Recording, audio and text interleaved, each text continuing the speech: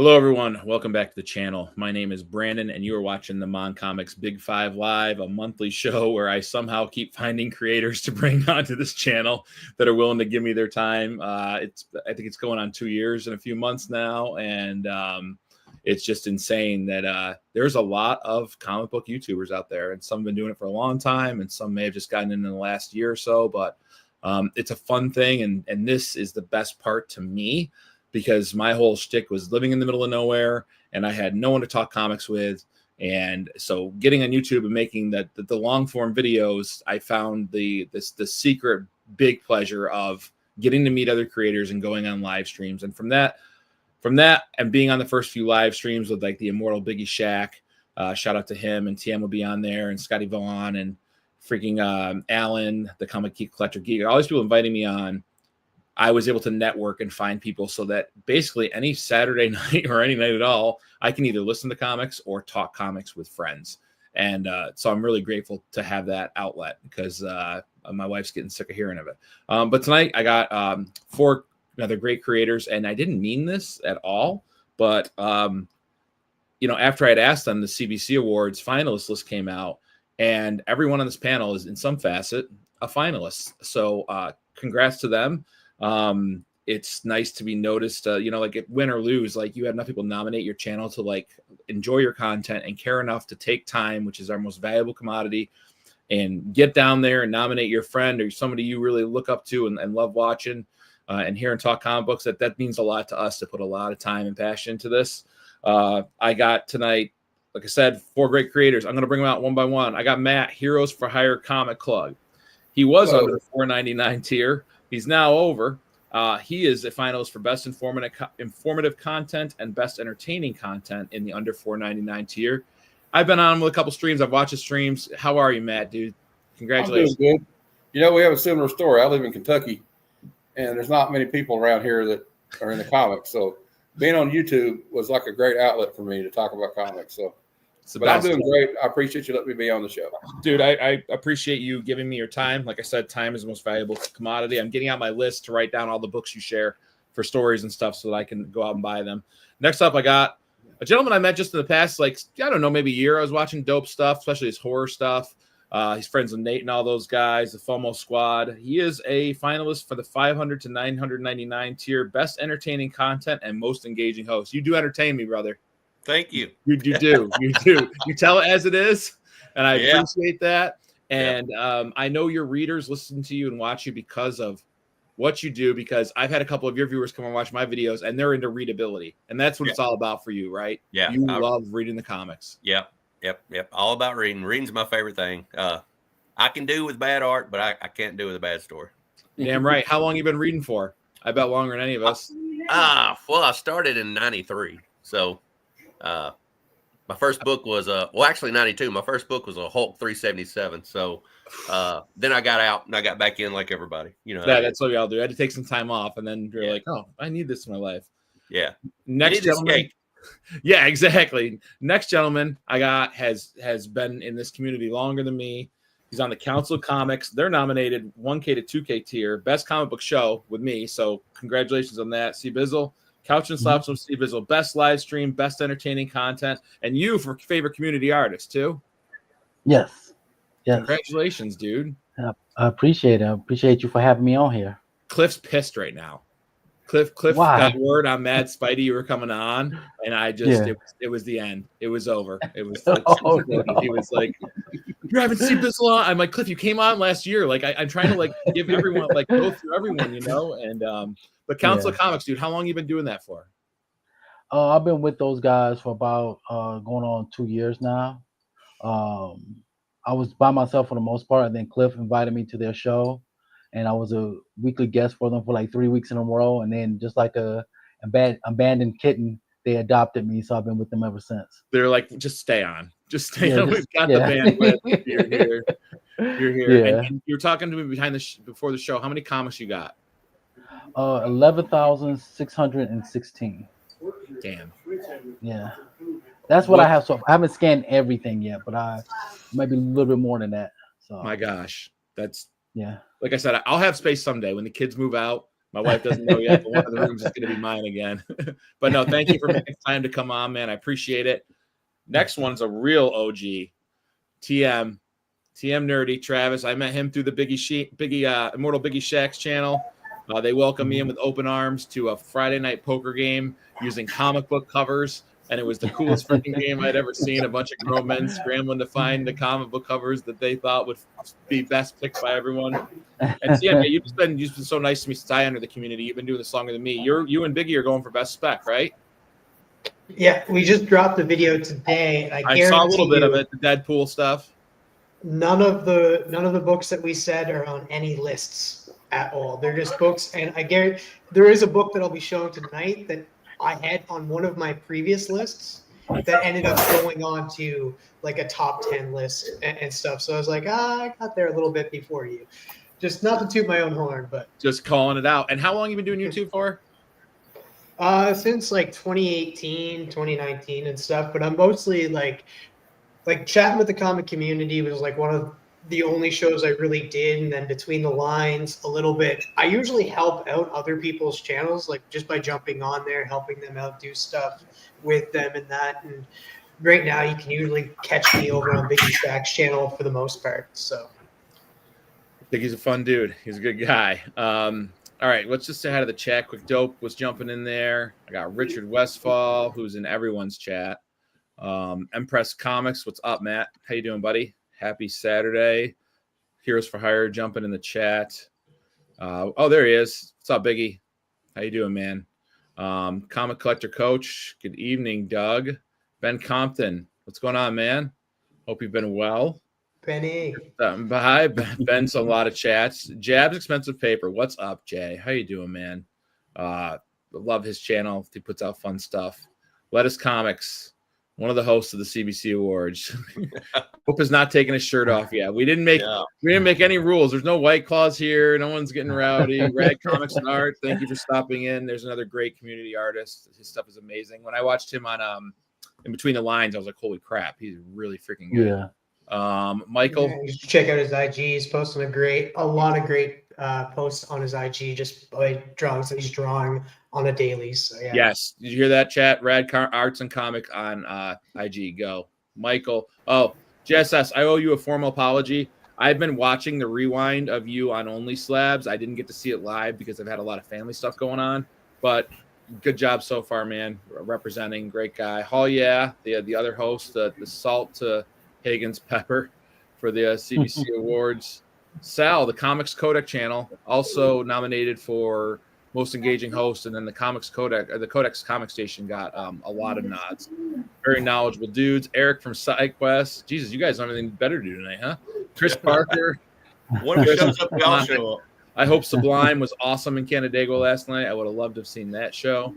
I would have definitely. Wes, what's going on? Rebel Scum Comics. Also, Comic Evolution, half the host. Man, I can't even keep up with you guys. There's Comic Evolution. Yeah, we jumped through that. All right. I think we got everyone, and we'll just keep highlighting. Guys, I asked you to bring 5 books to the show, and they're really there to stoke that comic conversation. And for all the chat and everyone and me even to learn, and also for me to write down how you guys are going to make me spend my money for the next 2 weeks. I picked them out random. We go one by one, and the first one to win was Dope to start us off. Well, Dope, what the hell? Well, I'm a good one to start out with because I saw your thumbnail, so I thought, well, since I saw your it was for you. It was a love letter to Dope. That's what that was. I'd have to bring this. Thank you. Thank you. Nice. I'm collecting all these. This is Tales from the Crypt. There's 26 of them. They started with 20. They ended with 46. I think I've got 15 or 16 now. The goal is by the end of the year to have the whole run. But this is Tales from the Crypt. It's on your thumbnail thing. And as you see here, this guy right here, this is the mask. Shut up. Oh, How wow. serendipitous that I picked that cover out of every one of them. Oh, shit. Oh, wow. That's awesome. They come out with one a year, EC Comics does, and you can get it at Halloween time, usually at the Halloween tent. So look for your EC Comics masks. So that's the EC comic for you today, and that's my first comic. Well, if anyone else can, it's very few times someone's got the comic from the thumbnail. Very few times, and no one's ever done it with pre-code horror. So that was you just set the fucking bar real high right there, my friend. Yeah, thanks, Dope. Holy shit. All right, TM, you are next. Sorry about that. Yeah, I have to follow up that. But I know you know good books. I know you know good books. That's like following Led Zeppelin. Yeah, right. So for most of you that know me, know why I brought this book, and those of you who don't, hi, I'm TM, and I am a fan of Animal Man. And so it's not a good copy, but it's still a copy, and I'm glad to have it in my collection. This is Strange Adventures 180, the first appearance of Animal Man. Oh, cool. I love that cover. That's a nice cover. Yeah, I know you're a big Animal Man fan. I love that because it reminds me of the pre-code hero monster. Like it's pretty much the same formula, but DC. So do you get into Swamp Thing and everything else too that ties with Animal Man? Yeah, have you? I like Swamp Thing. I don't got the first appearance of Swamp Thing, no. Yeah. But I do. I mean, you get into that kind of stuff. Yeah. Yeah, I do like Swamp Thing. I'm actually. I just finished reading a compendium I have right there. It's Stormwatch, the Road to the Authority compendium. Just finished reading that, and the next book I actually have on my nightstand right now is Swamp Thing by Rick Fetch. My favorite Swamp Thing is Green Hell. I don't know if you ever read Green Hell, but I really like the Green Hell.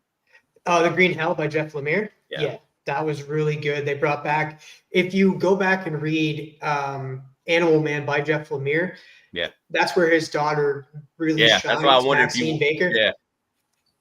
Yeah, it was a really good story. Green Hell, I highly recommend that. But yeah, writing it down. Well, I was hoping I'd see the first Animal Man. You didn't disappoint. What we got next? Cbizzle. I'm interested to see what you brought tonight, man. So I brought this book. This just so happens to be my birthday book. This is Black Panther issue number 13. I've been looking for this book for the longest. I like to try and find books in the wild. Sometimes I do go on eBay or Facebook. I purchase my books, but I'm happy when I find books in the wild like this one. This is my birthday book. I'm so happy to have it in my collection. I'm trying to complete this run. I think this one is only like 20 some odd issues. And I mean, I'm getting super close. I'm using the greatest app in the world, which is the CLZ app, and it's helping me. That app helps me not buy doubles of everything. So yeah, I get that problem a lot. Especially now there's variant covers. I'll buy something, I already have it. I'm like, dang. Yeah. I need to sign up for an app too because I'm getting like I need to organize. Like it started to expand and CLZ app is my favorite app. What's your birthday month? We won't ask the year. What's your birthday month? Oh, is it January? I don't mind my years. I'm born in 1979. 79. You and me right together. I'm 80. We're still Gen Z. I'm still Gen X. I'm claiming Gen X. I'm claiming it. I'm definitely Gen X. Yeah. God, I miss the 80s. Matt, what you got for your first comic? Right, sorry, I got a lot of things going on here. We got people helping us situate stuff. So you're doing great, man. Your internet's working great. You know what's I got mad about that, to be honest, because it seems like the hotspots works better than my regular internet used to work. So I don't know what's up with that, but that's what happens when you live in a rural area, I guess. Yeah. I'm a big X-Men fan. This is not the highest grade, but I've been wanting this book for a long time because it's the first cover appearance. I think Wolverine did solo or first solo story. It's Uncanny X-Men. Oh man, 133. Yeah, I got to hold one of those books recently. Someone had one in a collection. I got to hold it. I was like, "That's a sick cover." I don't collect X-Men, but Wolverine going at it. That's gonna be a lot. Anyway, and like I got this on what's their name? It's on Whatnot. MagicGeeks, I think is their name on Whatnot. They're friends of Lunch Money Comics. Oh yeah, Larry. Larry's great. And I got it for like $40, so I was really happy to get it. But I mean, you look at it, it doesn't look like a 4 or 5, but when you look at the back, you can tell it's got a little dirt. But I might crack it and see if I can get a better grade. But I just love the Uncanny X-Men and John Byrne. I think it's John Byrne and Terry Austin did the cover, and it's a no-brainer. Everybody knows who wrote it, so let's say that. Claremont. But yeah, I got the pleasure of meeting at Heroes Con. Yeah, that's it. I just love it. That's awesome. Mine is no first Wolverine solo cover appearance, but it's a fun one. I recently got this, and then I read it as soon as I could. Sergeant Rock issue 408, and I originally got this just because it was used in Predator. Shane Black's reading this in the helicopter. Yes. He's reading it in the end credits, and then there's a still picture of him and Jesse the Body holding 408 and 411. So now I got to get 411. 411 is readily available anywhere. This one was hard to hunt down. Like Travis from Comics Limited, like I reached out and he's like, yeah, I have it in my shop on the West Coast. I had been looking at eBay, barely comes up. And if it does, it's in like a lot. But I had to read it. And the main character, well, with Sergeant Rock Scribbly, is just this fresh greenhorn comes into the platoon. He's in France. They're about to go into Germany, and he's drawing women and children, and everyone loves him. And it's just so joyous. Then he goes to war. And he starts redrawing the war scenes, and he slowly loses his mind. And then by the end of the issue, they went to see what he's drawn. It's just a bunch of scribbles and it's just nonsense. So really, really good, telling the war story and the horrors of war in a comic. And so not only did I get it for the whole Predator tie-in, but it was really fun. Shout out to Biggie. I know he loves Joe Kubert. It's a great Joe Kubert cover. I don't think Joe Kubert gets enough love these days, to be honest with you. No, man. Biggie's showing Joe Kubert love all the freaking time. Yeah. Funny you mentioned Predator, because down here in Texas they have this convention called Texas Frightmare Weekend. It's a horror convention, and I actually met Bill Duke. Yes. You met Mac. I love Bill Duke. Super nice. He's the best guy. Nice. Predator's a top 5 movie of all time. Yeah. Easily. Yes. Not to get like sentimental, but like my dad tied me to Predator and he passed away. So on his birthday, I go to his grave and I play the song, the goodbye song from Predator, because he freaking loved that scene, and he loved the connection with Mac and Jesse the Body. Like he just thought they were the best. So Mac's my favorite character. Oh yeah. And Brandon, it's funny you mentioned your dad. My dad never was a sci-fi fan. He didn't like Star Wars or Star Trek, but he loved watching Predator with me. He just thought it was so cool because he was a Vietnam veteran, and you got these guys in the jungle, and you got this thing hunting them. You don't know what it is. That was one of his favorite movies to watch with me. Yeah, Mac and Billy. I like Billy a lot too. Oh, yeah. Billy, man. There's a comic book that shows what happened to Billy. That's sad when they didn't show that. I was like, because he's got that big K-bar knife and he's walking across that log and he rips that thing off. The comic is perfect. Like, look it up, guys. I read the comic's perfect. Best lines in the movie too. It's like it's how you would expect that fight to go down and how Billy ends. So I highly recommend. I love the line where he says, "There's something hunting us and it ain't no man." Yeah. You were talking about aliens. You did the aliens on your channel, right, Matt? You did. Man, I'm enjoying Alien Earth. I like it. There's Carnage. The new aliens are spooky to me. They're showing like things be disgusting and not just xenomorphs. It's just like I wouldn't want that around me either. But the xenomorph is really like terrifyingly fast. Oh man, the eyeball. The introduction of the eyeball was crazy. Yeah. So dope. Have you caught that yet? Have you watched? I'm not really an aliens guy. I've always been Predator. But I'm the opposite. I've been more Predator, but I definitely like I need an alien movie. I like both. Yeah. Like I celebrate them all. It's just like they're not making them like the best Predator movie. What's that? What's the second best Predator movie?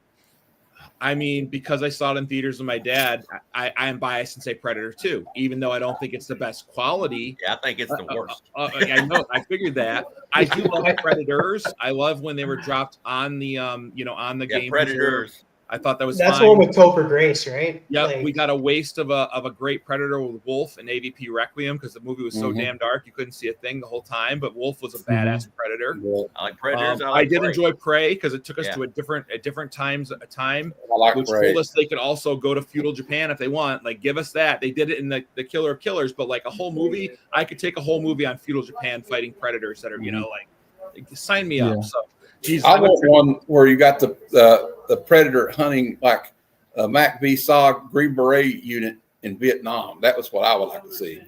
Dude, in the If It Bleeds book, like it's a compilation of stories. There's a Vietnam story just like that. Oh, really? I didn't know that. Absolutely, it's freaking crazy good. Well, I got to check that out. My chat's like, I thought this was a comic book show, and we're talking Sorry, I was talking about aliens today, so I'm in movie mode. I want to do something fun. Usually I give away comic books, but I thought I'd give away some figures to the chat tonight. So I'm representing both camps. You got the new Superman. Yeah. I didn't have any Fantastic Four, but I got Spider-Man and Green Goblin. You can't beat pairing an action figure next to a displayed book, whether it's open or in the box, whatever you want. But while we start, after I'm gonna show a book, I'll go first next round, and then hashtag. Let's do DC first. So hashtag DC if you want to get in on this, and I'll draw it in a couple minutes here. I'll get chances to get in. You can enter anywhere in the world. I don't care. I'll ship it. So just hashtag DC. And get on panel. Please get in there too. Absolutely. I love the panel. The first 2 people with the panel. Let's go. So I'm on it. I will do those anywhere. And while people are entering that, and I'll set up the giveaway tool. My next book, because I wanted it forever, is Fantastic Four Annual Issue 6. Annual 6. First Annihilator, which Cbizzle. Was this one of your favorite villains? Yeah. That's a book I've been hunting for. I had an opportunity to get it for like $60, but I said, either get this book or pay off my car. So I had to pay off the car. Sometimes you got an adult, man. I got my FF1 as my new pergola and front porch my wife had put in. It's a beautiful FF1 sitting right out there. It would have been great. But no, so this I got from Spro of Spro's Comics. He's a YouTuber, wonderful guy, and he went into selling comics, and he has very fair deals on his books. So I got this before the movie came out because I needed to know more about certain things of this lore. I mean, I know why Franklin Richards is so powerful, but I got out of collecting the Fantastic Four consecutive run. But I was like, I'll go back and grab some special keys every now and then because I do love the Fantastic Four. It's low grade, but hell, I can open it and read it and not have to worry about it. Read it. Yeah, exactly. So that's my next one, and then we got. That'll be mine one day. Yeah, absolutely, it will. Dope. All right. So I need to use a horror guy, so I brought horror books tonight. Yeah. And I try to bring books that's never been on here before. So here is from 1945's Prize Comics, and we got the Devil Boxer one. Yeah. Oh my. No shit. It's that's nice. Back in the day, there was no TV, there was just radio, and the only media you had was to read books like this. So a lot of adult, boxing was big, Kentucky Derby was big, and so that's the Colonel Sanders style devil there. So true. Dude, that's amazing. I've only seen that a few times, awesome. and not many people owning them. What year is that? 1945. 45. Is that the oldest comic in your collection? No. I've got I got some 30s. I got a 44. That's it. But like my pulps were actually almost as old as my oldest comic, because pulps are just been around forever. Yeah. You're singing a love letter to me, man. That is so. You've got the thumbnail picture and that. Yeah, you win. That was. Yeah. I just want to show the show's over. The show's over. Have a good night, everybody. Predominantly collect. Is horror your predominant, like what you love to collect the most? I collected so much of it over the years that there's really not much left that I want in the horror field. I'd like to have a Mask 1 and 2 by LB Cold covers, but that's about it. And now I just collect mainly Incredible Hulk stuff. So, but going down the Incredible Hulk rabbit hole, now I'm reading Old Man Logan, and I'm reading Old Man Hawkeye, and I'm doing other things over here. So, it's cool how comics work out. Just you read something, it leads to something else. And, I never thought I'd be into Wolverine, and I'm reading stuff like that. So, yeah, it's definitely taken me in different directions that I thought that I wouldn't be interested in reading. But as soon as I started popping them open, I was like, oh, I like this. Like Ricky's book, Something Awful, led me down like the serial killer group book. And I'm discovering graphic novels, that stuff that I love. So totally didn't think I'd be there. And it's crazy. Like you think about Wolverine, I can read Old Man Logan, which I love. Tim can read X-Men. It'd be two totally different Wolverines. And we don't have nothing in common with each other, but we both love the character. Heck yeah. Heck yeah. All right. That was an amazing book. TM, you're going to be up next. We're going to run this giveaway real quick. So let me just do a hashtag DC, I got 22 comments. Let me screen share this. 1 second, gang. My old ass trying to learn technology.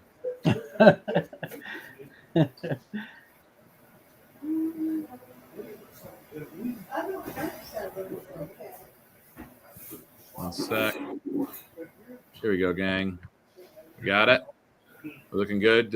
I'm an old man in this game. All right, 23 entries. Good luck, gang. Who we got? Good luck, everybody.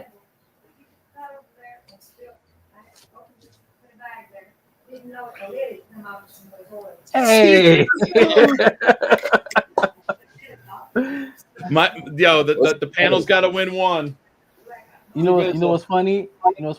I do not own any Superman figures. No way. Yeah, this will be my first. And is that got the Gary figure in it too? It sure does. Yeah, I saw it had a little robot. I couldn't tell if it was all in there or not. Gary's in there. Alan Tudyk, congratulations. I'm going to get the rigged a lot from Richard Westfall and Lettuce Comics, of course. We're rigging shit. Let me remove this from the screen, get you all back up here, and get TM. So congrats, Cbizzle. Just Instagram me your address. And, yep, I promise I won't butt dial you this time. I thought there was an emergency earlier. Cbizzle was calling me up the hook. I was like, what's going on? We're going to do this in a little bit. Little Green Goblin Spider-Man love. So stick around. And for now, TM, you're going to have the come on, work, computer. There we go. So I could have brought issue number 1, but I brought the second issue of this specific comic. It's a comic that I was speculating on. It was on my list way before it was on Key Collector's list 2 weeks prior to them having it on their list. But it's a cover from this run that I absolutely loved. That's the only reason I picked it up.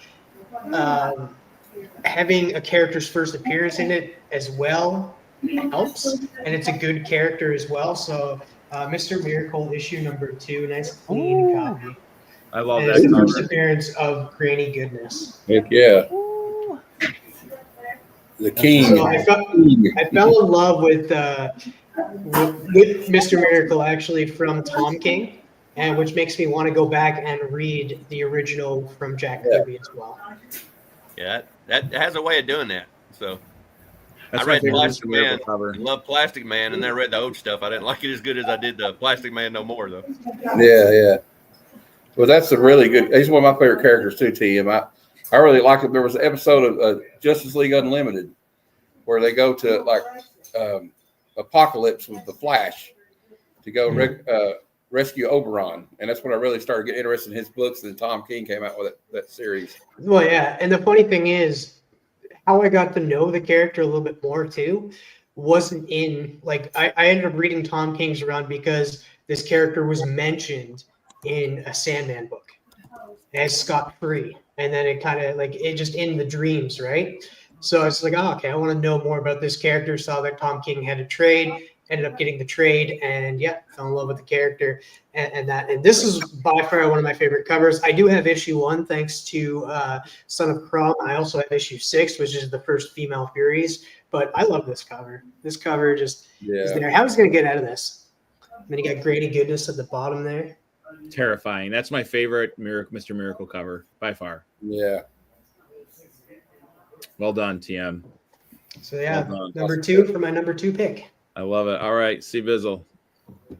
What do you got for your number 2 pick? This is a modern book, okay? Came out 2016.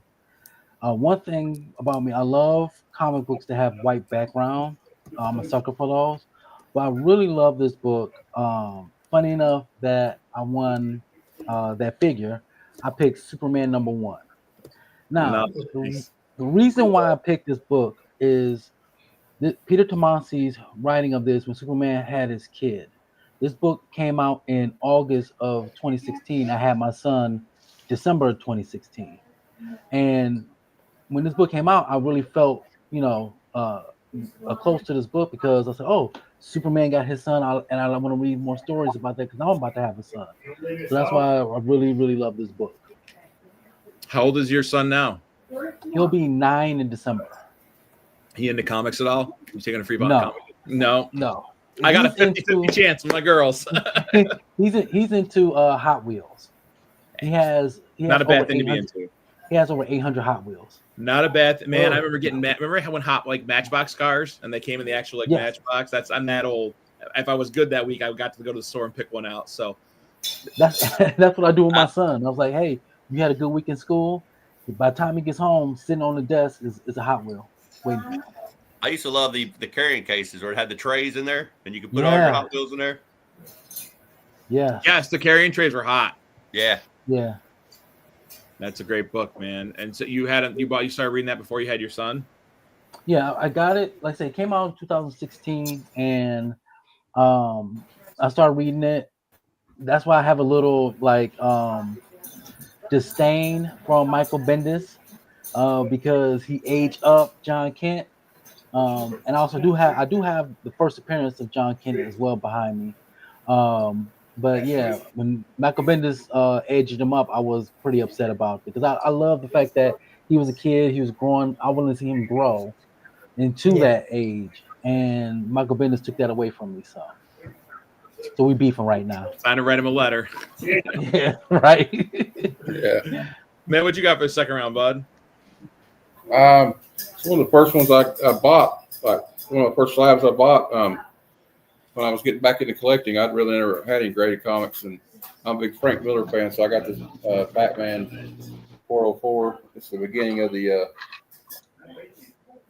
Batman Year One, and it's signed by Frank Miller, but unfortunately, he signed it with a black Sharpie under a black trade dress on a dark cover. But it's a 9/2, and Frank Miller is one of the reasons I'm in comics. Frank Miller, Larry Hama, and Todd McFarlane are three of the big reasons I love comic books.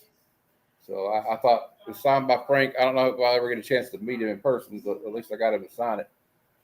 Got it signed by him. I mean, I didn't get it personally signed by him, and it's David Mazarek. I can't say his name right, but you know what I mean. Mazzucchelli? Anyway, yeah. I love the 80s Batman for some reason. It's one of my favorite time periods of Batman. Not a great thing happened to Batman in the 80s, from comics to movies. Yeah, and then of course you had the great Batman Year 2, which I got all those except the first part. Of course, Todd McFarlane did some of those covers, but yeah, I thought this is probably some of the best writing Frank Miller ever did. And the animated movies they did with DC wasn't bad either. Yeah. So, you have my luck with signatures because, like, on a black, my Roy Thomas signature, you like put it at a certain angle of light, and the planets have to align for you to be able to see it. when I got it up close, I was like, Frank, you could have got a silver Sharpie out, bro. Come on. Yeah, I know. We know it's there, but still, you're like, if you look here closely. I got to look like this. But anyway, and I like the cover. You know, we got the artist name down there. I'm bad at pronouncing names, so but yeah, I just like, retelling what happened to Batman as a kid. So yeah, that's my second pick. Nice. Why don't you stay right on to start round 3? Okay. I'm just moving everyone down the line. Well, I go back to the it's not an X-Men book, but my second favorite X-Men character is Rogue. So I picked this up. Avengers Annual number 10. And she's not on the cover, and I know a lot of people don't like the cover, but I kind of like all the boxes on it. And first appearance of Rogue. Oh, he froze on us. And, there you are. She's one of my favorite characters. I think she's just a badass, and what a hell of a debut. She beats the shit out of every X-Men and the Avengers in this book. And so it was a hell of a debut. Of course, she started out as a bad guy. I love my bad girls, so we got this one. I just love this book. Michael Golden and Armando Gil the art, and Al Milgram did the cover, and of course Claremont wrote it. Mr. Akins from What's on the Comic Rack is having a jam piece done by like as many famous artists he can in that style with the windows. Yeah, because he loves it so much. I guess it's her cover appearance too, although it's just a question mark. So anyway, I like that book, and I also saw an interview with Todd McFarlane, and he said this was one of his favorite books when he was reading books back in the day. One of his favorite stories. So it's good enough for the Todd father. It's good enough for me. Hell yeah, brother. Rose is my favorite character. So well said. All right, I don't have that book. I'm gonna go Silver Age though. Go a little back further. I just got this one recently too, but I'm gonna give it away to my members. But Amazing Spider-Man number 51. Nice. I've owned 50 before, which is like one of my favorite covers ever done by Romita. But I love Romita. Drew my favorite Spider-Man, and you get the first cover appearance of the Kingpin, and I love the Kingpin. You know, everyone. I wonder how people watching the Daredevil show don't realize that Kingpin was a Spider-Man villain first, you know? Yeah. And then it would be really easy to slide him into, like, they're going street level in the next Spider-Man movie. Give us the Kingpin. Stop messing around. Put him in there. Yeah. I love Kingpin. And I would love, I like Vincent D'Onofrio as he portrays him. I think he's a pretty good pretty good psycho. So, yeah.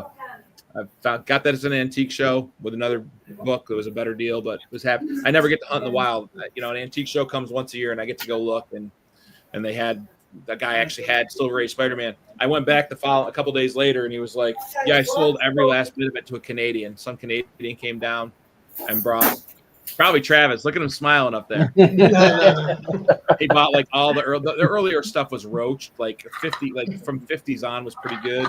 But I guess he had a 129 he sold. Not like I was in the position to buy that. I'd like to have the first Punisher someday. I like Punisher, but I like that cover. But dope. What you gonna stick with the horror for me? I'll stick with old horror for you. This one's 1950. This is my favorite pre-code horror cover of all time. This one is Beyond One.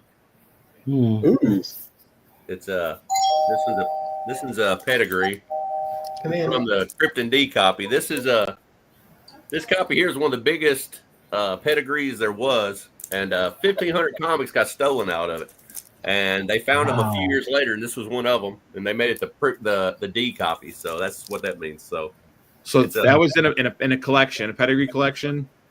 And it got stolen, then they recovered it, and you ended up with it somehow? Yeah, 1,500 of them got stolen, so they made it Krypton D copy. That's what the D copy part stands for, and I bought it. And I was looking for this book for a couple years. That's the only book he made away with. Yeah. Where did you, when you were looking to hunt that book, where did you find it? Where'd you end up finally? It was a Monday morning at 4:00 in the morning, and it got they put it on eBay on Sunday night on the West Coast, so it's probably been on there 2 or 3 hours, and I finally bought one. So it's weird how it goes, because you could go years without seeing one, and then like as soon as somebody does a big sale, 2 or 3 other people see how much they go for, and they throw theirs on there. So every once in a while you can find a couple of them on there. They come in flocks, so it's a real hard cover to get though, because it's all black. And you got them gritty fingernails and them bloodshot eyes. It's just my favorite horror cover. His fangs look great. I mean, that's probably the definitive werewolf cover, if I had to say. Yeah, it's very, very Lon Chaney-esque. Yes, yes. What year is that, Dope? 1950. And it's a 6.5. Yeah. That's damn good. That's a very good copy. It's a second highest graded copy. There's a 7.0 is the highest copy. So are you serious? Yeah. It's freaking bangers. Yeah. Jesus, Dope. Is that your favorite? Like, is that your favorite horror book in your collection? Either that or I like Witchcraft 5, if you know what that is. It's a green cover. I can get it real quick. Yeah, get it. Hell, it's Saturday night. In the on deck circle is TM. So just so TM's thinking, he's probably got his 5 chosen already. Ooh, sick. Oh wow. Got the redhead in distress, and you got the old skeletons everywhere, and you wouldn't think the green would work, but the green really works. So you got that white background I'm a sucker for. Yeah. And Kelly Freeze did this cover. That he's known for doing mainly Star Trek covers, and this is the only horror cover he ever did. So the Library 88 has that down. He called it right out. Kelly Freeze. Yeah. So. Jeez, he does have immaculate taste. Thank you for showing that too. Like, seriously, just keep grabbing horror books. I'm not going to argue. It'd be great. I knew you liked horror books, so that's what I brought. The ones I can afford too. So I don't like this lineup. Like I have to go after him every freaking time.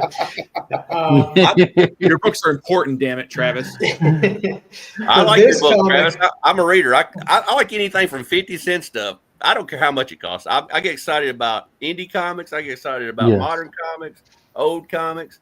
I love them all. So me too. People think I'm a dork because I'll get excited about something that costs 50 cents and they act like it's it's got to cost a lot in order to get excited about it. So heck nah. So this character, it's the first appearance of this character, not her as the superhero she becomes. I do have that issue, but I brought this one because it's a slab. I fell in love with this character because of TV show. And I'll tell you, I got into comic characters because I grew up in the 90s. And everybody says cartoons were good in the 80s and stuff. I actually said this with Cbizzle this past Wednesday. 80s were good for cartoons, but the 90s was the pinnacle for superhero cartoons. So I grew up loving these characters because of cartoons and fell in love with the comics later. This one, I fell in love with a TV show that came out roughly around, I think it came out in 2020, maybe 2021, lasted 3 seasons, had the creator of the comic of this character as a showrunner. He had like full rights to the show. He was able to end it on his accord. So I fell in love with this character and I decided to get her. This is Stars and Stripes, issue number 0. This is the first appearance of Courtney Whitmore, the second Star Spangled Kid, because she doesn't become Star Girl until JSA All Stars issue number 4. But this is the first appearance of Courtney Whitmore, the Star Spangled Kid, the second Star Spangled Kid. Awesome. And I absolutely love this comic. It was literally one of my first slabs I ever bought, and I'm not a big slab guy. So have you ever read Starman? that is on the list. I That's know awesome. Starman with Jack Knight is the one that I'm going to read. Yeah. Yeah, that Starman on the cover there. I love that Starman, that version of Starman. Yeah. Friggin' sick cover, man. That's awesome. gorgeous. And then in the back, you got Mel. Yes. At first, I thought that was Vanilla Ice on a skateboard. That's just what it looked like to me. Yeah, we got an awesome panel tonight, Brian. That's for damn sure. All right, Cbizzle. Well done, TM. Cbizzle, what you got for the end of round 3? So in round 3, the reason why I picked this book, there was a comic book shop called a Galaxy called Dallas. It was when I first moved down here to Texas. I'm not originally from Texas. I'm born and raised in the great city of Detroit, Michigan, and I decided to move down here for some strange reason. And I went to this comic book shop. The guy, his name is James, super nice to me, always looked out for me for books. And I picked this book up. I didn't think it was going to be as big as what it became out to be. It is a modern book. This is a Teen Titans issue number 12, the first appearance of the Joker, Batman Who Laughs. So Nice. the sad part about this book is this is one of the last few books I got from that LCS because it closed down right before COVID. Wow. So it wasn't closing because of COVID. It was closing because you know how it is when they lease a building and at least the guy goes way up on the rent and the person couldn't afford it anymore. So it was a victim of one of those comic book stores that closed. So that's why I picked this book because every time I look at this book, it reminds me of James and the Galaxy called Dallas. It's funny how we can remember where you buy each comic, and I'll go on vacation and just pick up something as a souvenir, and I always remember I got that there, and it's.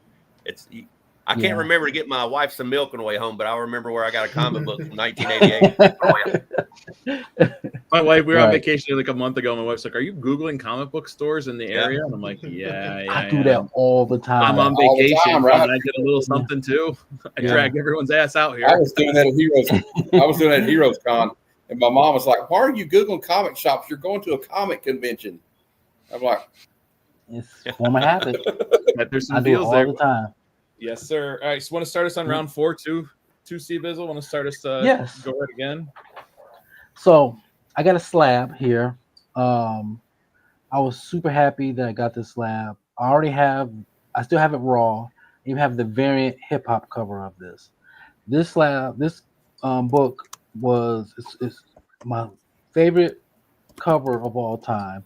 I even have it as my screensaver on my cell phone. This is Spider-Man #1. Sarah Pacelli did the yeah. cover. The original one that I bought is still raw. I got this off of an eBay sale for under $30. That's with Nice. shipping. And when I say this is just my all-time favorite Miles cover, but all-time favorite cover, period. And I have the hip-hop variant with the Nas homage of this as well. And once again, I didn't think that book was gonna blow up either, but I just love the way they look. I just love the way Sarah Pacelli did the cover. And if I keep seeing this if I see a raw of this in a while, I will buy it. I don't care how many of these I will have, I will get it every time. I think everybody's got that one book where they just keep buying it over and over and over. Yeah. I'm trying to find that book. You know, I've got one in mind that I would like, one that I could see myself buying over and over. But there are collectors that just have, like Matt from M.O.N.Comics has like, I forgot how many Wolverine 14s. It's insane. I like that cover too. You know, Miles Morales is almost. Yeah. I have a ton of Adventures of Superman 500, different variants and polybagged ones because I love that one too. Mine's Hulk 6 from a couple years ago. The first, they call him Ghost Rider 44. Yes. So, yeah. Yes. I did miss out on his first appearance. So I got like facsimiles and reprints of it. So that's when his first appearance is also on my Grail list to pick up. I'm trying to get it before they announce any movies about it. Right? Yeah, I'm just gonna blow it up. Yes. Yeah. If I see a copy of Superman 75 in the wild, I usually buy it just because I don't know. Everybody's got one. So I got that too. What do you got for your next book, Matt? Well, I tried to just grab some stuff because I moved and all my comics are like, I can't find them all, but I was able to find my slabs. That's why I'm showing off slabs tonight. But I'm a big Captain America fan, and I think I don't know if it's a hot take or not, but probably one of my top 2 favorite Silver Age artists of all time is, and maybe definitely one of my favorite artists of all time is Jim Steranko. Mm-hmm. So I got Captain America 110. Nice. And I just cover it with a yellow background. You got the Hulk with the purple pants and the green skin and chasing Bucky, and you got Cap on the cover. I love the way Steranko's use of color. You know, I just thought it really pops. We know who'd win that. If I saw that Hulk, I'd be running too.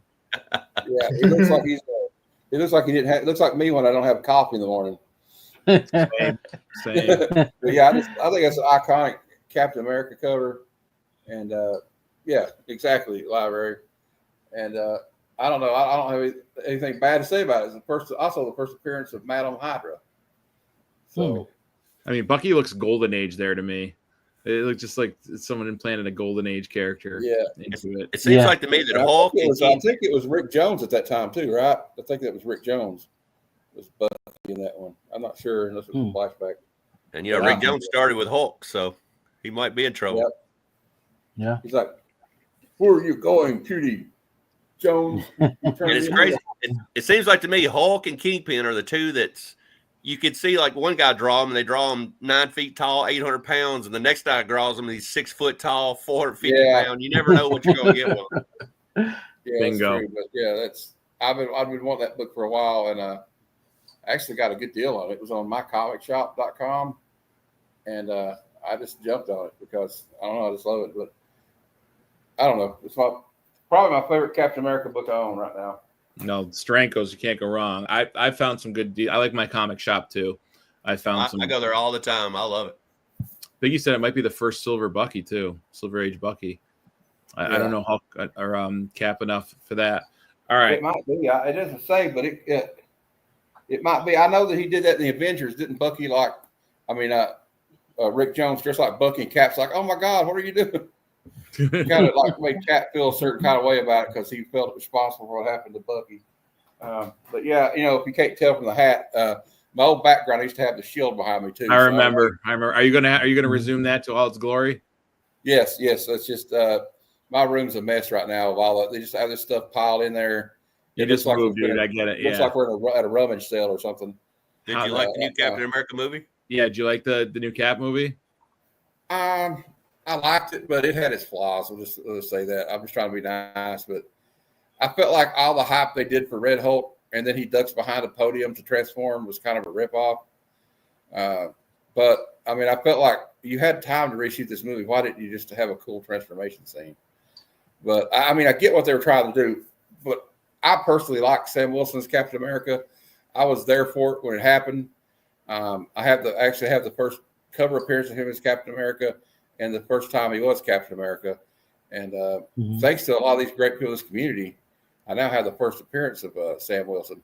I don't know if you guys know this, but Adventurous Joe, he was found out I wanted. And see, I'm on a fixed income. I'm disabled. I have muscular dystrophy, so I have to like pick and choose when I can get stuff, right? I'm going to save up and get this book. And I wanted Captain America 117. So Adventurous Joe, he went and snuck around and talked to Cbizzle and Cliff on Comics, the producer. So we had, three of the guys from the council, and Old Wolf Tony, and Couple Comics, and they all got together, pulled in, and got me that book. So that right there shows you how, I always hear all stuff about drama this, drama that, but there's a lot of good people in this community that do great. I mean, they almost made me cry. I'm not going to lie. I'm not too big of I'm not too macho enough to lie and say they, I mean, it kind of got me choked up, guys. So I appreciate Cbizzle and all you other guys that, Joe put it together, but they all came together on it. So I appreciate it. Yeah, man. It's my boys got me a picture from here, a sketch cover from Heroes Con. Like, just when people think of you, Yeah. It's pretty amazing. You get I'll have a box show up on my doorstep every once in a while. I'm like, I didn't order that. I know I didn't order anything this week, And it's, oh yeah, someone that found some Bronze Age horror that's like, hey, I'll have you like call this? somebody, Yeah, my wife gets all mad. She's like, "What'd you order?" I'm like, "Nothing. I swear. I swear I didn't know this was coming." She didn't believe me though. All right, good job. Good job, Matt. That was a good story. I'm gonna keep with the Amazing Spider-Man. I got this. This was my best deal I think I've ever found in the wild at the antique show I went to. I've owned this book before and I love it. It's one of my favorite Ramita books. And Death of Green Goblin. I had it. I sold it. And I found this at the antique show. And they wanted, it was the same place that they had the 51. And the 51 they had priced at 70, which was about what, fair market value for that condition was. So I was like, okay, whatever, And I pulled this one out and it's like, this is like a 6 to 7. I was like, what do you got that at? It's like $25. And I'm like, oh, okay. I'm not even going to haggle. It's that they had all the prices written down in a notebook. Like, I'm like, so 95 for that and 51. He's like, yep. And, I was like, okay, and that's the best that I've ever gotten somewhere, best deal, because I know it's worth more than that monetarily, but it was worth more to me to find it in the wild at an antique show of all places. And I think I told the guys backstage, but I went on a Sunday before they opened. The show started Monday, and I got this on Sunday because the guy was there selling. And he had a bunch of low grade, first Molten Man, first Scorpion. He had some heavy hitters. First Gwen Stacy. He had a lot. And I went back Wednesday, and he had sold them all. He said someone from Canada came down and bought them all, including a really nice 129. But I totally forgot. The show comes around to my area every year, once a year in the fall. But I forget that, if you don't, and I'm so glad I went out Sunday, because if you don't go that opening weekend, someone's going to come and snatch it up. Someone's going to, comics don't come up much in my area. And especially, that guy who bought that, the rest of them, he would have bought that at $25 and he wouldn't have said a damn word, he would have got it. Yeah, I love Green Goblin's my favorite Spider-Man villain. Always has been since a kid. The art in here is fantastic. I'm gonna hold on to this one. That's the universe saying you gotta hold on to that, buddy. You aren't supposed to let go of that. So that's my 4th round book. That's my problem I have. If I go to yard sales or flea markets, I feel like if it's 2 or 3 in the evening, there's no point even stopping because everybody's been there all day. Yeah, exactly, dude. I went to an estate sale 2 years ago and made a video of it. I went an hour and a half early and I was still 3rd in line. But no one went for the comics. We had old ladies running for the silver set that was in there. They were fighting each other, but the comics were so overpriced. He had some good ones in there, but it was just, even if I was going to just keep them and not try to sell them to buy more comics, there was nothing I loved that much, I would have sold it all, but he was asking too much. And they sat, And I put an offer in on him. I didn't get it. And I was like, whatever. Like that's what I felt comfortable paying him at. But because you're right, Dope. If it's late in the afternoon, you know, people are out there hunting this stuff hard, especially where I'm in the Northeast, you know, it just doesn't happen. So I was great. If anyone ever wants to come to Central New York and hunt comics at the Antique Show, let me know. I get frustrated now because it seems like now more, you know, like 2018, people weren't doing as much, but after COVID, it's like people now take their phones and they're hitting every barcode, just trying to find anything to sell. Yeah. Put on eBay, you know, anything worth money, they can make money off of. They don't even like the stuff they're buying. They're just. I have a friend in Missouri does the same thing. He said he brought a breast pump for $5 and sold it for $180 on eBay. Yeah, like, damn man, you're hustling. Like he's just sitting there taking pictures with eBay. You know, that's hustle, man. That's how he gets the stuff he wants, though. Yeah. I know this guy. I was kind to him, but I don't know if he meant to do that. But anyways, Dope. What you got for all right. So this one came out in 1947. This is the first EC horror comic ever. EC horror. Wow. I mean, EC started as educational comics, and they came out with educational pamphlets. They came out with stuff for schools, and they wanted to dip their toes into crime and horror, and they wanted to dip their toes into that kind of stuff. So they came out with 6 issues in 1947. In each issue, one was horror, one was, investigative stuff, and they tried all the different crime. And this is the one they did for horror. So this is number 4 of International Comics by EC Comics. So creepy. Mm-hmm. So 1947, International Comics by EC. That's cool. That is nice. Now, I think there's 13 of these on the census. So. Oh wow. Damn. That's so creepy. What's that graded at? 4.5. Mm-hmm. That is creepy. Look at that cover. The clown's freaking me out, man. How creepy is that? dropping a guy into the lions. Yeah, they didn't make that's very John Wayne Gacy. Yeah, they didn't make as many of these as they did, like the EC titles, because they didn't even know if it was going to work or not. So they just dipped their toes in, and they didn't get much backlash. So they started making horror comics. So they were kind of testing the waters, I guess. Yeah. Because they didn't want to lose. They've been making money off of just making educational comics for schools and for churches and pamphlets and all that kind of stuff. But there wasn't no backlash, so they went on with the horror program. So I have a question. My wife has taken over the stream. I'm actually. Well, come on. If you're gonna. No, I'm not. Yeah. I'm not. I'm curious. The lower left. Who's that woman? The witch mask. That is it's a beautiful witch mask. So. I love that. You got Frankenstein, a zombie. Oh my god, that's so cool. That's so cool. That is. I told you we could buy and put cool shit in this office, Hannah. I told you it's right there. I love that. See, we could live like this. we could live like there's this. There's a full Frankenstein. Okay. It's Halloween every day here. Yeah. Do you have kids? Not down here in the basement. They don't. My kids are 18 and 14. So he does. Yeah. So they're older. You do have children, but the ages are. Yeah. They don't want anything to do with comic books or anything like that. It's weird because today's kids, they don't want any kind of like physical media. All their stuff's in the cloud somewhere, and it's sad really because all their all their movies, all their music they listen to, it's just they don't really have nothing to hang on to. Exactly. My son plays video games every day, and he don't really have any physical copies of anything. So, every physical thing, like I was telling them, I had a collection room. We had our first kid, that collection room went away. Got a different room, had a second kid, that went away. In our first I had apartment. a lot. Like I was like that, like that's you surround yourself. Like you're right, because there's no physical stuff anymore.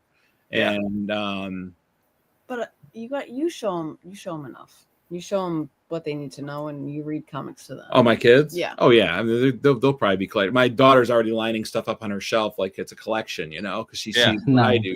So I grew up on Scooby-Doo, and I love when people was watching, Spider-Man and Friends, I was watching Scooby-Doo. So I was watching Rugrats. Yeah, Too I remember young. Rugrats. I And married a All young Real woman. Monsters? What about All Real Monsters? All Real Monsters was great. There you go. Yeah. TM's a Fuck yeah. little Sorry. younger. You know, it's all right. You can jump on the Yeah. I'm pissed you didn't get on camera. What about Bump in the Night? Bump in the Night was fun. Bump in the Night. Her taste wasn't that eclectic, Travis. It was good, but it wasn't that eclectic. It was, I mean, oh, sorry. we had Tales from the Crypt too growing up on HBO too. That was Yeah. I love that. I like Tales from the Dark Side. I like Tales from the Dark Side was great. That's some of my Twilight favorite Zone. stories. Twilight Zone, Mhm. Terror at 20,000 feet. Yeah, you can't go wrong. Thanks for indulging my wife, Dope. She loved every second of that. I love horror. There's not a lot of horror collectors out there. You know, there's a lot more superhero, and that's whenever I go to like shows, I'm not in a hurry. You know, I went to Heroes Con this year, and I'm not in a hurry to get in there at 9 o'clock because the stuff I want, people ain't buying. You know, they're all fighting for X-Men and Spider-Man. I'm just sneaking in there and getting all the creepy magazines. So Dope. If you ever get a chance to come down to Irving, Texas for Texas Frightmare, there's a whole. They got just a whole section. creepy. I got so much stuff here over to the left and the right of me. What my fiance has. Yeah, they got a lot of stuff there. yeah, I get into I find a lot of horror magazines cheaper, like the creepies and all that, and I'm into that kind of stuff a lot these days. So you know what movie I really loved from my childhood, growing up in the 80s, was Monster Squad, right? Loved it. Yes. 1987. Awesome. I'm in a Facebook group, and some guy popped up in there, and he was at a fan convention with like a bunch of the actors. He has the original amulet. He somehow at a prop auction won the amulet from that movie. I'm like, you son of a, like, I'm glad someone saved it. I'm glad it's out there, but I was extremely jealous. When I was 10 years old, Monster Squad and Lost Boys came out in 87, both of them. Yes. And them two were on VHS, and I just watched both of them back to back over and over again. 87 was a hardcore year for movies because Predator also came out that year. Yeah. Yep. I can't believe people's head didn't explode with that much awesomeness coming out. Yeah, I wanted to be David growing up. I wanted to live You in know a what, cave and 80s have a hot girlfriend and ride a dirt bike, eat rice every night, Yeah. hang out the comic book The 80s store. horror film that freaked me out. What's The that, 80s Matt? horror film that freaked me out as a kid was the 80s horror film that freaked me out as a kid was one with Bill Paxton and Lance Henriksen. It was called Near Dark. Yep, that was a vampire movie. vampires Came that out ride with, like, around in a van. time with Lost Boys for sure. I Yeah, love it's that like movie. they drove around in a blacked out van, and then Yes. there's a scene where they go in a bar and they just start messing people up. Like they walk in this biker bar just to kill everybody. It's wild. If there's a cheesy 80s movie, I've probably seen it, and I will watch anything. Me too. Y'all watch Tubi? I have to be. Yes. I love Tubi. That's where all the bad horror movies are at. Yes. Yeah. Yeah. It's free That's too. where I get all my that's where I get all my material for my show Bad Cinema Dope Comics. That's where I get all of that. I love Tubi. Tubi's my favorite one. There's another one Yeah, called I watched- Fawsome. It's like it's Fawsome. It's free and awesome put together. It's Fawsome. Nice. It's got a bunch of junky movies on it that I love to watch. On Tubi, I was Also like Shudder. constantly watching Hatchet. Yeah. You ever I read the watch comic all book the- Hatchet? I haven't read the comic book. I only watched the movie, the franchise. Yeah, that's awesome. That and My Bloody Valentine, all that kind of stuff. Yeah, All right. we go to bed. We go to bed every night with Tubi horror movies. So Bless your heart, Steve. That's great. That's how my wife bonded over horror too. She was that girl that loved horror movies. So like it was easy to go to the movies was easy, you know. All right, Yeah. Tim, what you got, man? So this next book is a book I got from Mystery Box, and I don't usually buy mystery boxes, but my buddy Comics was doing a mystery box. I was like, you know what, I'm going to support my friend. He does it where you name like a couple of characters that you like. You tell him if you want a slab or a key, and I picked key, and I gave him the characters. And I guess I picked right because this character just showed up in Superman, and now I have his first appearance. And this is Brave and the Bold, issue number 57, the first appearance of Metamorpho. Hell yeah! What Look do at you him think right on about the the cover. movie? Oh yeah. I What'd you love think the of movie. Nice. I love the movie. I loved his introduction into it. Like everybody was always complaining, like, "Oh, too many characters." And I was like, "They're not going to have that big of parts. It's going to be a Superman movie. They're going to have little parts to play." I know Mr. Terrific kind of shined in this movie, but it was still a Superman movie, and I absolutely loved it. It gave hope. I'm not I'm not a hater of the Man of Steel, but I'm not a fan of the Man of Steel either. I like Metamorpho, and I Yeah. like the Engineer. The Engineer, The Engineer was was great. Yeah. Yeah. That's a great book. I mean, is that what year is that? Do you know, TM, off the top of your head? This would have to be 12th center. It'd have to be like 60, 60, 61. 66. It's got to be early, right? I think 66, possibly. Metamorpho. And I love that he's right there on the cover too. You get the first appearance Yeah. with it. I love when you get the first appearance of a character and they're on the cover. And I mean, you it's don't also just get great one. at the bottom there too. Also a great, like this or that. That's sick. 65 maybe, whatever you're saying. Hey, Kate. That's awesome, Trav. That's beautiful. That's a great book. I love that book, man. Yeah, so I was just lucky. Like I said, I don't usually buy mystery boxes, but I lucked out. And 64. I don't have that luck. Yeah, I don't have that luck. TM, why don't you stay on and start us for the last round, guys? Before we get TM started, just let's do hashtag GG for Green Goblin. Everyone who wants to enter this, just give me a hashtag GG in the chat, and I'll ship this out to anyone. It's well, Trav is in the waiting, but just a little, Spider-Man, Green Goblin. Thanks for stopping by the stream. I'll send it out to you. I don't care where you are in the world. It's not rigged. Just hashtag GG. I can't rig this shit. I'm not smart enough. I can really get the StreamYard tool in here. So I'll give everyone a minute while Trav's showing his last book. All right. So this last book, nobody has. Absolutely nobody has. This is a one of one. But you could get a blank sketch cover from this person. Mentioned him earlier, Brad. He's in the chat. He took one of my favorite characters. He took a blank, changed it up, and changed the wording around because it was an Aquaman blank because there's never been an Animal Man blank. So this is a sketch cover that Rad did for me. Nice. He changed the Aquaman. As you can tell, the Aquaman symbol is still there, but he changed the wordings, lettering around up here to Animal Man. And Nice. he did a fantastic job of Animal Man for me. This will never leave my collection. Like I'm not a seller either. Like usually when I buy comics, because like I live on an island. I literally live on an island, so I don't have a comic shop near me. So whenever I buy comics, I have to buy them from like a shop and have them shipped to me. So I don't just buy willy-nilly. I just buy comics that I want. But yeah, no, this is fantastic. He did for me like 4 years ago. And yeah, I absolutely freaking love this. You got a sketch, but you don't got this one, Biggie.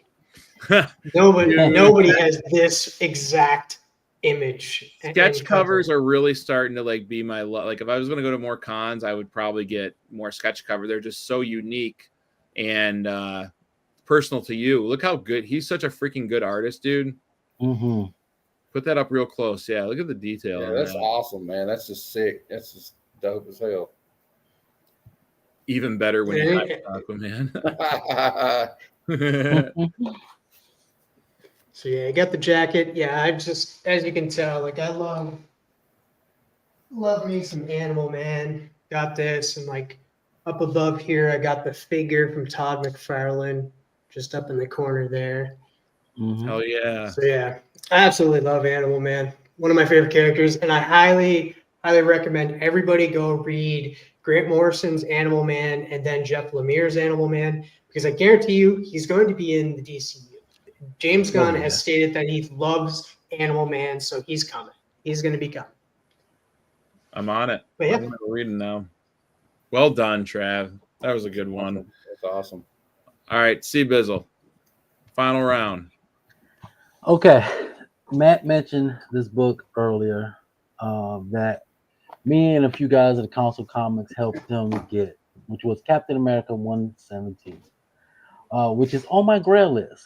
So since I could not get 117, I ended up getting 118.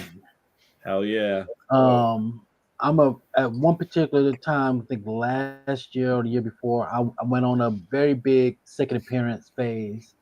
Like, since I can't afford the first appearance of a lot of these characters, I'm gonna go for the second appearance. So I got this. I got Luke Cage second appearance, Brother Voodoo second appearance. So I got this. One of the guys that I normally buy books from off of Facebook, he had it for sale for like $30 in the auction, and I sniped and got it with like 5 minutes left of the auction. And I'm so happy that I was able to add this book to my list. I wanted that 117, but I said, you know what? Matt needs it, so I'm gonna help him get that book. So I'm gonna stick with 118. Thanks, bro. That's the better cover. Are we saying that's the better cover? Look at that action shot. I mean, yeah, it's a can see decent that. cover. It's a pretty good cover. I always think it's cool when people do something and collect their own way. Like, hey, I'm going for all second appearances, or I'm going for all yellow covers, or whatever. It's cool to collect your own way. Yeah. Yeah. And can I do an honorable mention? Or that's too much. Okay, quick honorable mention. No, it's not too much. Saturday night, man. TM Nerdy, this is for you. This is a book. Came out in 1999. This is a book me and my friends created. It's called DOG. It stands for Detroit Organized Gang Squad. One of the artists on this, I was one of the artists on this book. Another one of the artists, he had passed away a few years ago. He was my good friend over for 20 years. If there's ever a fire in this house, God forbid, this would be the book I would take out first. It has so many people in it. I'll show you how old this book is. It says it right there, 1999. That's the old. I drew this. This is the old Tiger Stadium. This stadium's not even in existence anymore. That's The cool. Comerica Park. You'll see my name here. This is a gentleman that passed away. This is my brother from another mother. That's me, and that's Jonathan Baker, was also a great artist as well. We have fun doing this. We sold 850 copies of these from the trunk of our car, basically. And we went to Motor City Comic Con in Detroit, Michigan. So for honorable mention, I just wanted to show this off. That's awesome. Yeah. Can we show purchase that it one as your anywhere? main Any book. copies exist out there for sale? Yeah. I don't know. This is the only copy I have. So I'm gonna look on eBay. You never know, man. This is the only copy I have. And funny thing is, this is a 2 book. So this is issue 0, and we combine them to 1 book. So we have fun with this. This is my buddy Robert. He had his own book called Reflex Strike. Like I said, he passed away a few years ago. And we have fun. We used to meet up every single day at the Cyber Cafe right in downtown, Midtown Detroit, and we had a good time creating comic books. I have no friends I could create comic books with. Like, everything in there looks beautiful. Were you guys reading? Anybody? What's that? No, I was gonna say, were you guys all reading a lot of comics at that time? Honestly, and if so, what influenced you with that book? Like, did you bring any of your influences into that book, like from outside? Well, the influence that I got from that book it's this cartoon called Cops. Characters like Bulletproof and all of them. I used to watch that cartoon a lot. I used to have the toys. Yeah, I remember it. You remember Buttons Boom Boom? Yeah, that's my favorite what inspired me. That's what inspired me to do this, because basically it's 4 police officers with superpowers. They're going against crime. We got a villain called Seth. He has his dreads come to life. One of the scenes that he's actually strangling somebody with his dreads. We had a crime boss that was trying to take over the city of Detroit, and we had a great time doing this. That's amazing. Yeah. That's freaking now, if amazing. anybody finds it, if y'all find it, let me know. Send it to me. I will sign it and then send it right back to you free of charge. I think you got like 7 people in the chat right now that are actively Googling it. There's none of my comic shop. I just looked on my comic shop. There wasn't any. None of my comics. Good. Y'all can find it. Hey, I'm happy. All right. You end up getting like 12 messages later. And it's like, hey, we're on the books. With people holding up. And Cbizzle's put his up for auction on eBay. Starting bid $500. Right. All right.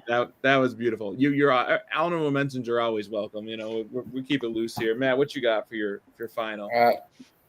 I'm a big Captain America fan, but I'm also a big fan of this next guy. I got this book at the Cincinnati Comic Expo. I'm actually one short of getting the whole. If I have issue 67, I'll have all one through 100 of the volume 2 run. It's Wolverine number 8 with Nice. Wolverine and the Hulk on it. I think it's John Buscema, the great John Buscema, and I don't know. I just like. I know it's not a key or anything, but and it's also this is one of the first books I sent into CGC myself, and this is my advice for everybody. If you've never sent anything in, please clean and press it, because I thought it was better than that, but I got a 9.2 still. But I probably could have got a better one if I'd had it pressed. And it's also got a pit up on the back by Rob Liefeld. And actually, his feet look too bad on this one, though. That's probably the best I've seen him do feet. Yeah, Right? that's what I thought.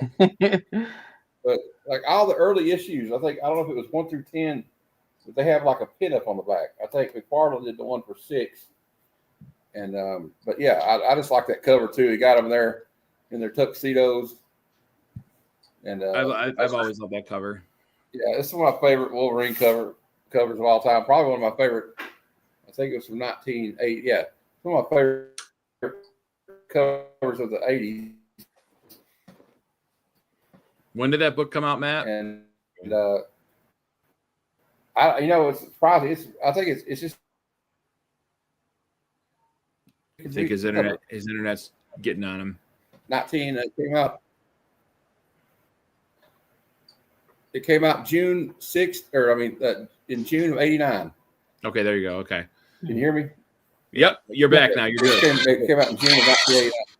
We have reconnected. I don't know what that was. All Yeah. right. No, All right. I've always loved that cover too. 1989. Yeah, I'm using a mobile hotspot, so You're doing all right, man. It's been for doing that the whole show. It's been fine. Yeah. okay. Beautiful book. Well, there you go. That's the last one I got, and I love Wolverine. All right, I'm gonna follow you up with the year after that. This is the last. I got this at the Antique Show too. This is probably one of my top 10 covers from the '90s, but I happened upon the Uncanny X-Men 268 with that great Jim Lee cap. It doesn't get much better than that either, does it, Matt? The Jim Lee, the way he drew cap, and he's got Wolverine on there. But yeah, found this. I was looking for Roz really, but I mean, he had 100 marked on it, and he said he'd give it to me for 80. And like, if I was going to pay for Jim Lee's signature at CGC, I'd have to pay $120 anyways. Yeah, and I wouldn't know what book this would probably be a book on my choice to send in, but really having fun collecting signatures from artists from my when I grew up, like Jim Lee, to the icons like Buscema and Stan Lee and stuff. And I really like to get a Jack Kirby someday. That's like the dream list autograph right there. And that's also tough because his wife signed a lot for him at the end. So like, how do you know you're getting authentic Kirby unless you're going way back? Also for a while he signed the inside too. Yes, yeah. Your best bet is to like find an inside comic from his earlier years, and hope that's a good one. But just always loved this cover, and couldn't pass up a Jim Lee signed book in the wild. So that's my favorite Wolverine too. The black, the like tan and yellow suit, the tall ears on him and on Hawkeye. Some people draw him shorter. Yeah, I always like the way Sam Keith drew him too. He's like wild looking. You gotta have the tall ears on him and Hawkeye. Jim, this is a great one from the library. Jim Lee peaked on that Wolverine East stance on that X-Men 268. So perfect. Yeah. Shop, what's going on, dude? Long time no see. Hey, Shop. I like Jim Lee's Wolverine for sure, dude. I do. Oh, but let's I'm gonna draw the winner of the giveaway before we move on to Dope for the last book of the night. Let's see if I can get this. Hold on. Where is it on the stage? Let's see. Sorry, guys, my technologically goofy ass. All right, let's collect the comments. 16 entered in this one. 17. All right, good luck, folks. Thank you for stopping by the stream. I appreciate you. I always love to send some stuff in the mail and make people's day. Brian LCS, congrats. The chat won this time. All right. Look at that. He won a Spider-Man figure. I know. Now everyone's really going to say it's rigged. It's not rigged, Richard. One of the panel members won and Brian won. So, Brian, congratulations, dude. I'll get that out to you when I ship Cbizzle's winning. Let me remove that from the studio now. All right. Dope. What do you got to take us home, man? All right, you asked me my favorite pre-code horror cover, and I showed you, but it's not my favorite horror cover all the time. My favorite horror cover all the time is this right here. My favorite Universal monster of all time, too. I love the creatures, so. Me too. Me too. Odell comics, I love them. I've got, the Dracula and the creature and I got all of them, the Mummy, the Frankenstein, and these are great books to find. You can find them cheap. They're awesome. They're painted covers. So I don't know. I think I've got 3 or 4 copies of this book. So this is a good one to get. Nice. How do you feel about? There's 2 printings on 2. There's a second print and a first printing. So you got to look for. I don't care which one it is because I don't care about that. But a lot of people just want the first print. How do you feel about Universal Monster? How do you feel about Universal Monster? Creature of Black Lagoon miniseries. I loved all of them except for the creature. The creature one sucked. Where was this at? They're written now by Image. Okay. Yes. They're coming out with. They're coming out with a letter in the kind of interested in. I'm kind of interested in the Invisible Man. Yeah, I'm getting in, and I got all of them. And back at Dracula #2, I have a letter, so I was really like that one. Nice. Yeah. Cool. Yeah. It's cool that they still do that kind of old stuff like back in the day. Man. Yes. Yeah, Frankenstein was great. Yeah, Frankenstein was great. Yeah. The Mummy was okay. Mummy, I didn't really like, and I didn't like the creature one at all. The Mummy's artwork was bad. Right. The woman that wrote it also drew it, and she should have got somebody else. Yes. 100%. Do you guys remember when they came out with the Mummy with Tom Cruise? And okay, and it wasn't well received. Wasn't there they were talking about doing a dark universe, weren't they? Mm-hmm. They were going to do all the Universal monsters like dark, like Mummy, Dracula. I wonder if we would have got a creature. It stinks when the movies don't do well because even if you don't think it's. I mean, I'm a popcorn bucket freak. Like I had fun with that movie. I liked it for what it was and its take on the Mummy. And they even had Dr. Jekyll and Mr. Hyde in that movie. With what's his name? I can't remember the actor. But you always wonder what if. Even like with James Gunn's Brightburn. They could have they showed the previews at the end of that for a witch that was supposed to be Wonder Woman and a creature of the sea, which was Aquaman. I would Brightburn scared the shit out of me. I was like, I do not want Superman to be bad.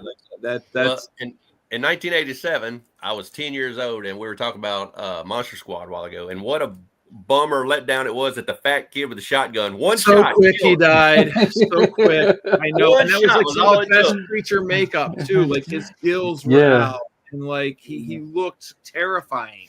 Yeah, and one shot took him out. I'm like, well, I know. A bummer. So I got a book for honorable mention just because of it had Peacemaker just came out, and this is a character that showed up in Peacemaker. I got this. It went up high when Peacemaker season 1 came out, then it went back down. And so I grabbed it when it went back down, and now it's gone back up. But New Teen Titans Annual #2. That's a good character too, right there. Vigilante. Yeah. Yeah. So I ended up grabbing that. So on behalf of Peacemaker that just dropped this, when did it drop? Just yesterday? No, the day before. Thursday. Yeah. That's a sick book. So, I collect all the New Teen Titans. I literally have a box here that's just Teen Titans stuff because I love Teen Titans.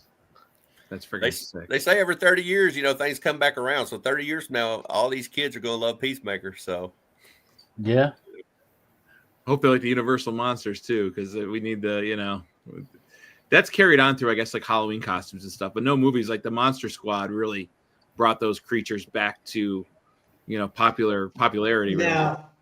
I know it's unpopular opinion, but I didn't mind The Extraordinary Gentleman, The League of Extraordinary Gentlemen. I liked it. I liked it. I didn't mind that movie. I liked it. I liked it. Characters from novels and classic literature. Sure. Even if they don't treat them the exact perfect way, make kids go out and want to read about Alex Quartermain or,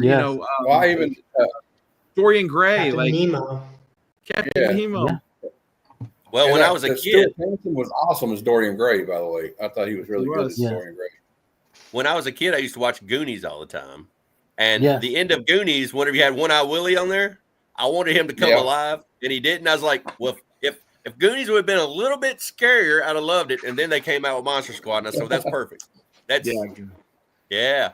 So fun fact about I'm a Goonies hardcore. Like I have that skull tattoo, but I also have copper bones tattooed on my back of my left leg. And I went out to Astoria for the 20th and 25th anniversaries of the movie. And my friends knew the people that owned the house before the people that own it now. I got to go into the house. We had a Fire by Cannon Beach. My friend recreated the Jeep that Fratelli's had right down to exact stuff. What is that exactly, Cbizzle? What do you got there? It's a Goonies board game. Okay, yes. I almost bought that. I ordered that, and then like for 3 months I didn't get it, and it was like one of those scam websites, you know? Yeah. Is it worth buying? Yes. As you see, I got it for $9. It was on clearance at Walmart. Shit. So when you got to take a tour of all the places, I take it that the old restaurant shack's probably long gone. It's probably a big mansion right there by the ocean now. Yeah, that was just a set that they tore down. And actually, when you like watch the movie, when you see like when the kids are like watching the Fratellis in the restaurant, Yeah. you see like that like the junk and piles around there. Those are all picnic tables that are bolted to the ground that they had to cover up with stuff. But the Cannon Beach, you can have a fire right on that beach and like rent Airbnbs. Like it's a really cool. Then you drive up to Astoria, and I mean, there's even other stuff like Short Circuit houses there. Kindergarten Cop was filmed there. I mean, there's so much movie stuff in that town. But yeah, like it's the Goonies is like high. Like, have you ever heard the rumors? I've heard the rumors. I'm on a lot of fan websites. I mean, it seems pretty plausible that a second one's coming. Which, Have you ever heard the rumor that Goonies is the same exact day as Back to the Future? Yes, yeah. I'm deep diving the movie. Like I am plugged right in. Like, yes. I've heard that fan theory. There's things where you can Google it and look at all the similarities, and it's on the same day, and everything matches up. So, have you ever heard the fan theory about Carl Winslow? And being in Die Hard, and he was in Ghostbusters. Yeah, and Ghostbusters. He was a cop and Yeah. I subscribe to all. The only conspiracies I follow are the ones in movies that are absolutely fictional. There's another one about the Rugrats. That all the Rugrat kids are ghosts. Yes, I've heard that. Yes. Wow, I think we just found our new show, guys. It's conspiracy theories. There we go. We're branching out from comics. You heard it here first. Sub our new channel. We'll come up with a name. Guys, thanks so much for hanging out tonight. And we went right down some rabbit holes, and that's what I love to do. And that's what I signed up for YouTube for, after all, I think. So thanks for giving me your time and showing some sweet books tonight. I'm going to just want to go around the horn quick and give everyone a chance to say what's coming up, what they're on. Cbizzle, tell everyone in my chat where you can be seen weekly, but daily, bi-weekly. Tell them all. So every Sunday, Monday, and Wednesdays, I'm with the Council of Comics. Tomorrow, we will be talking about my favorite movie of all time, which is Demolition Man. So we will be talking about that movie. And because we had a trilogy of Wesley Snipes, we had to pick an actor, and I picked Wesley Snipes. We already did New Jack City and Passenger 57. And I picked and I got Demolition Man tomorrow. I didn't want to pick Blade because that's we're a comic book channel. It would have been obvious to pick Blade, but I said, you know what? When I first said I want to pick Wesley Snipes, it was definitely had to do Demolition Man. On Mondays we do Hotkeys and New Comics. On Wednesday we have our hangout. You can check us out there. Every Monday I put out a short, which is my 3 most hyped books that's coming out that week. It always comes out on a Monday, so you can check me out there. You heard it. Watch another rewind. Go watch these things. I'm going to stay up. What time's Council Comics start tomorrow night for the Demolition Man talk? It's going to be 4 p.m. Central, so 5 p.m. Eastern.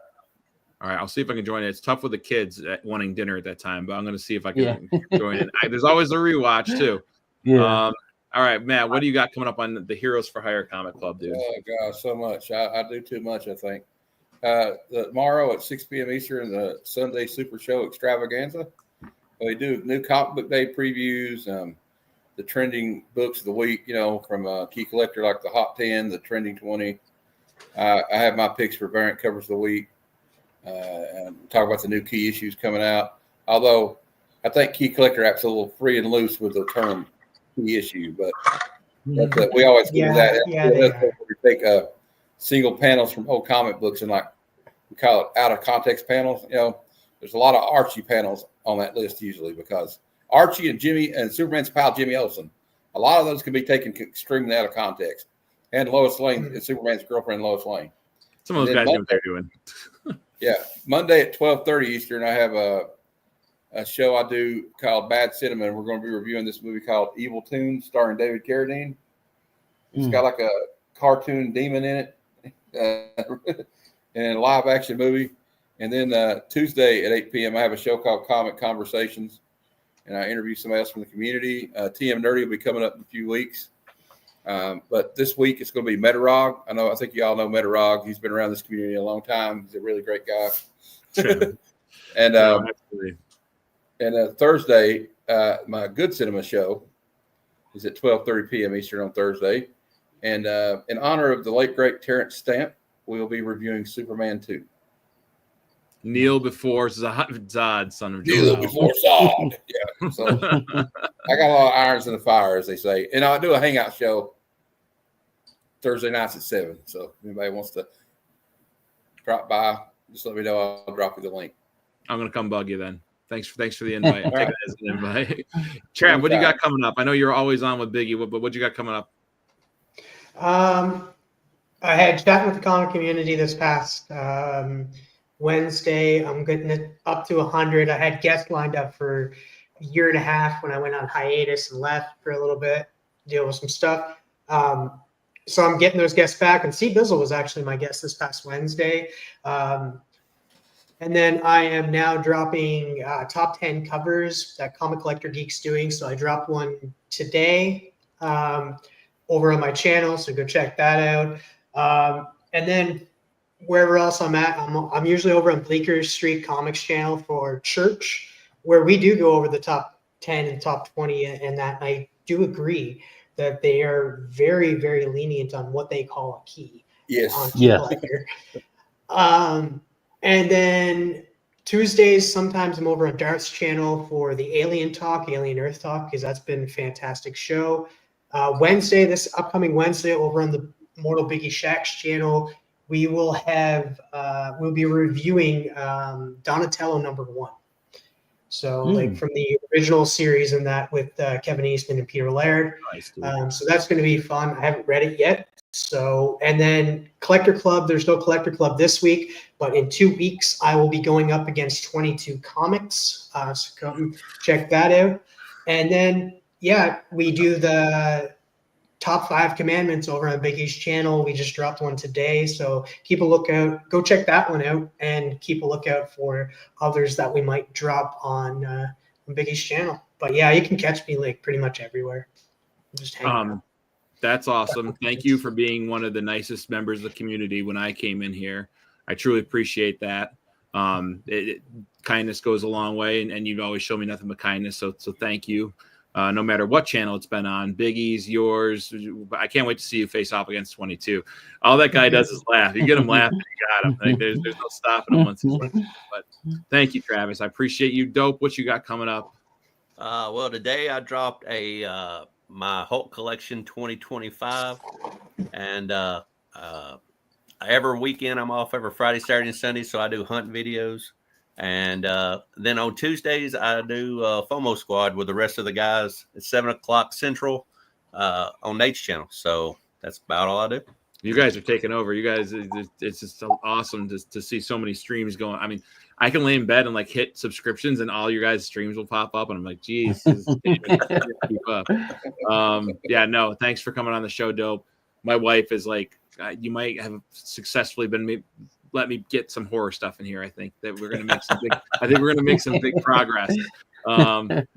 She likes clean setups too. Your setup is very organized. So, and I told her, like, collectors, that's what, like, have you seen my wall, honey? Like, we have to keep it organized. Like, that's what we do for the most part. Yeah. I I'm gonna try to make a video next week. You guys do so much. For me, it's just surviving and see if I can make a video before my kids wake up or anything. But thanks to you guys again for coming on. Thanks to the chat.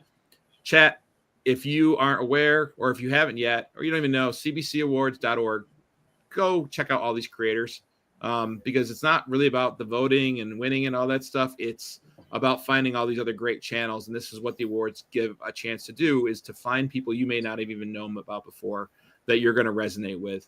And all these guys are great, and all of them, anyone in this community deserves an award in my book. Everyone's so kind and nice. And so definitely go check it out. Go see about all the creators. Go watch these guys' shows. If you're watching the replay, you have no excuse not to be able to know where to find them now. So chat, I'm going to let you go. I'm going to let these guys go and go backstage back with them for a bit and probably talk more horror. But thank you all for coming out. I appreciate you guys.